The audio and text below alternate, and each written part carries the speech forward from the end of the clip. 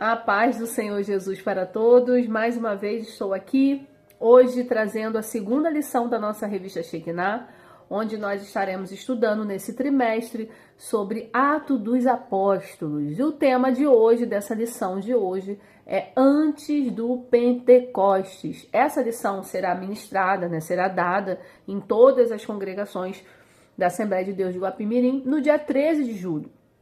Dia 13 de julho de 2025, e nesse dia vai estar comemorando, se comemora o dia do diácono. Você que é diácono, está assistindo esse vídeo, meus parabéns, que o Senhor possa te abençoar, em nome de Jesus. Quem comentou essa lição de número 2, foi o nosso pastor Lael Maurício, que também é o vice-presidente do nosso campo, ministerial aí, do nosso Ministério de Guapimirim. É teólogo, é professor, é historiador, se eu não me engano, pastor Lael. Foi meu pastor por alguns anos, foi ele que me batizou, glória a Deus. Então vamos aqui dar continuidade, aqui no texto áureo, para a gente não perder tempo, nosso texto áureo, e comendo com eles, deu-lhes esta ordem: não se afastem de Jerusalém, mas esperem a promessa do Pai, a qual vocês ouviram de mim. Esse aí é o versículo 4 do capítulo 1 de Atos dos Apóstolos. A verdade prática está escrito assim: é através do livro de Atos que aprendemos o que Jesus continuou fazendo através dos seus discípulos, Então, no livro de Atos dos Apóstolos, nós vamos aí aprender, tudo aquilo que Jesus deixou, para os apóstolos estarem fazendo, para a igreja estar fazendo. A leitura bíblica em classe se encontra em Atos dos Apóstolos, logicamente, no capítulo 1, dos versículos 1 ao 6. Sobre o objetivo geral, os objetivos, vamos botar assim, tem o objetivo geral e tem os objetivos específicos. No objetivo geral, eu vou estar falando aqui que é o quê? Discorrer sobre os 3 fatos ocorridos no primeiro capítulo de Atos dos Apóstolos. No primeiro capítulo de Atos, acontecem 3 fatos, E nessa lição, o pastor Lael vai estar discorrendo, Ele vai estar desenvolvendo e explicando aí esses 3 fatos, amém? Os objetivos específicos, são 3, é expor o final do ministério terreno. A gente precisa entender isso. O final do ministério terreno de Jesus, porque o ministério de Jesus é eterno. Mas o terreno teve um início e teve um fim, E suas recomendações, Um dos objetivos específicos é esse. É expor esse final, quando acaba ali o ministério terreno de Cristo, o ministério público dele, terreno. E falar também sobre, expor as recomendações que Jesus nos deixa. No caso, naquele momento, deixa para os discípulos. Apresentar a exaltação de Jesus através de sua ascensão. Tem um momento da ascensão, ele ascende, ele sobe, Então, a gente aqui vai ver isso, ser apresentado a exaltação de Jesus através de sua ascensão e destacar a reunião que ocasionou a substituição de Judas Iscariotes. Então, a gente vai ver, A gente vai ter essa oportunidade, com esses objetivos, O objetivo geral e os 3 objetivos específicos. Aí no tópico 1, vai falar sobre a promessa do Espírito Santo. Os subtópicos, vai falar sobre o prólogo, os mandamentos, e a promessa. Prólogo, o que é prólogo? Prólogo é uma introdução.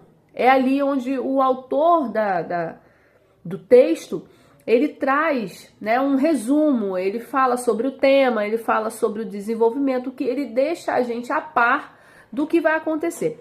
E o que acontece em Atos dos Apóstolos, tá? O que o pastor Léo vai estar trazendo aqui pra gente? Eu já vou dar uma adiantada muito rápido. É que o capítulo 1 de Atos dos Apóstolos, ele pode ser considerado não prólogo, Não tendo um prólogo. Por quê? Porque é como se ele fosse uma continuação, do da escrita de Lucas lá sobre Cristo, né? Lucas escreve o Evangelho de Jesus, né? E o Atos dos Apóstolos é como se fosse uma continuação. Então, a gente pode até considerar o capítulo 1 de Atos um prólogo, ou seja, um resumo do que vai acontecer, né? Em todo aquele contexto todo ali, em todo o texto de Atos, né?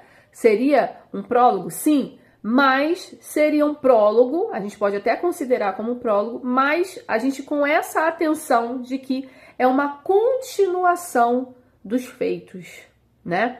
Ele fala, até na sua fala, ele deixa isso muito claro, né?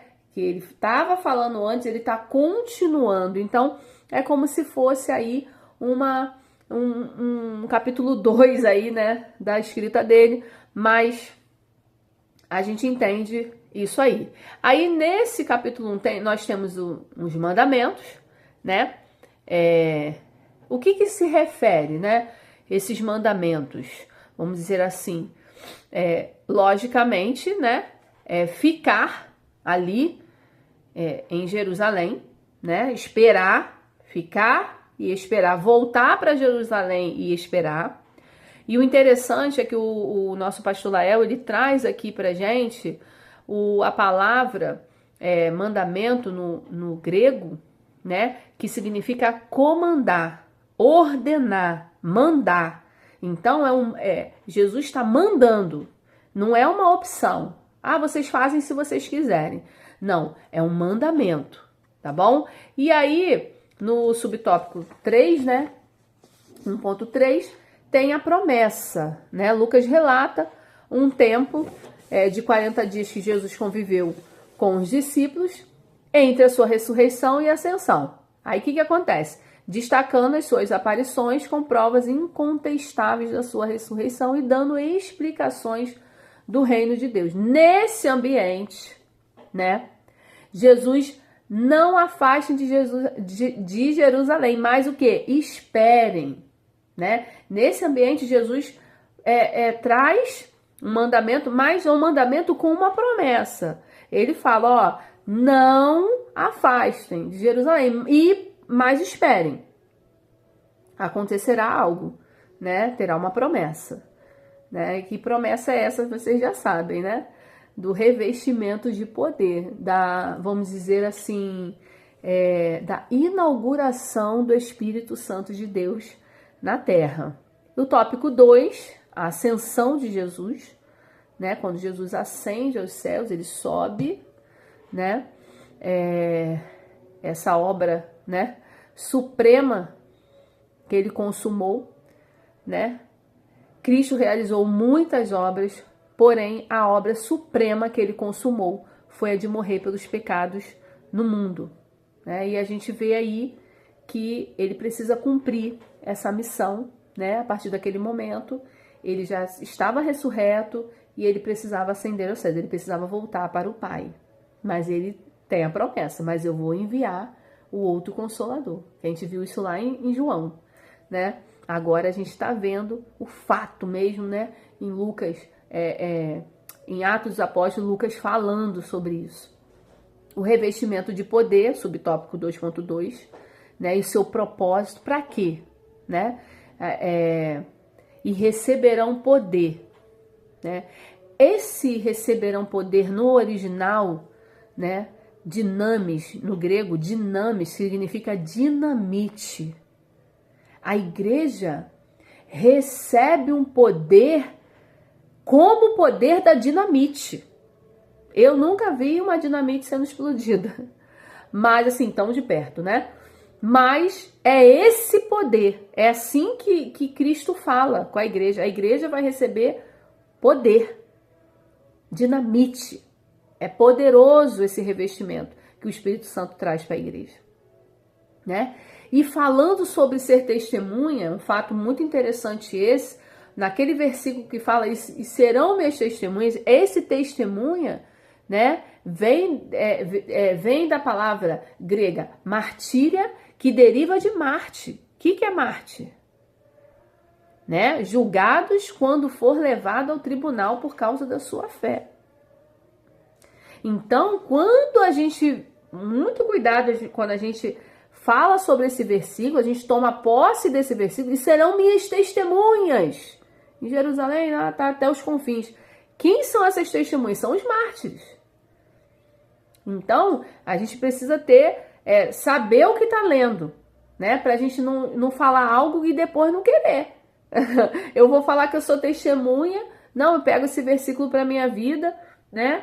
Eu vou receber poder, né? Eu vou ficar para eu receber esse revestimento de poder para eu ser um mártir. Não, eu não quero ser mártir, né? Na verdade, essa testemunha é isso. É o que, desculpa, a Bíblia aqui está nos trazendo, né? A exaltação de Cristo, nos versículos 9 e 10, Lucas relata de forma sucinta a ascensão de Cristo. Depois de ter dito isso, Jesus foi elevado às alturas e uma nuvem o encobriu de seus olhos, né? Jesus aí, enfim, volta, ali se encerra o ministério terreno de Jesus. Jesus volta para o Pai e ali é encerrado, né? O ministério terreno de Cristo, né? Mas há uma promessa que ele, da mesma forma, né? O anjo fala ali, vocês da mesma forma que estão vendo ele indo, vocês verão ele voltando, né? Então estamos aguardando essa volta de Cristo. E o tópico 3, aí a escolha de Matias. Até Matias ser escolhido. Por que Matias é escolhido, né? Muitos sabem, mas porém alguém pode estar assistindo esse vídeo não saiba. Judas Iscariotes trai Jesus, né? Existiam muitos apóstolos, existiam muitos seguidores de Jesus ali, que faziam obra de Deus. Porém, existiam os 12 principais, né? Que são esses mencionados os nomes na Bíblia. Existiam os 12 principais. Entre esses 12, né? Traz Jesus, que é Judas. E aí, até, né? A igreja ser revestida de poder, acontece uma reunião, né? Os discípulos, eles retornam a Jerusalém pelaquela ordem que Deus deu, que Jesus deu, Cristo deu. Eles retornam para Jerusalém. E aí acontece uma reunião, que é no cenáculo. Nós vamos ver aqui nessa lição, no tópico 3, tá? E acontece uma coisa muito interessante, que as mulheres passam a fazer parte dessas reuniões. Antes as mulheres não faziam parte. Mas agora, eles observando que Jesus, a importância da presença feminina no ministério de Jesus, agora faz com que as mulheres, né, participem também.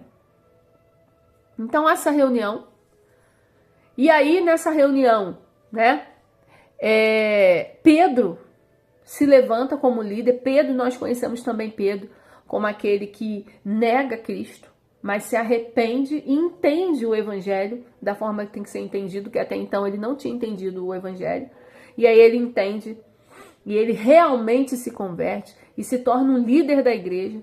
E ali, né, ele, junto ali com os outros discípulos, eles oram, né? É bem verdade que o versículo aqui diz que todos esses perseveravam unânimes em oração com as mulheres.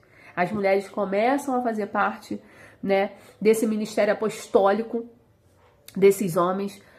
Eles viram a importância que né, e as mulheres começam aí a ter, né, esse trabalho aí com os homens, nessa obra grandiosa, né, que é essa obra de Cristo, né? E aí, Pedro ali se levanta e dá, né, vamos dizer assim, dá o aconselho, né? Ele aconselha a escolha de um discípulo, né? E ali aparecem 2 nomes, né? Eles oram, aparecem 2 nomes, que é José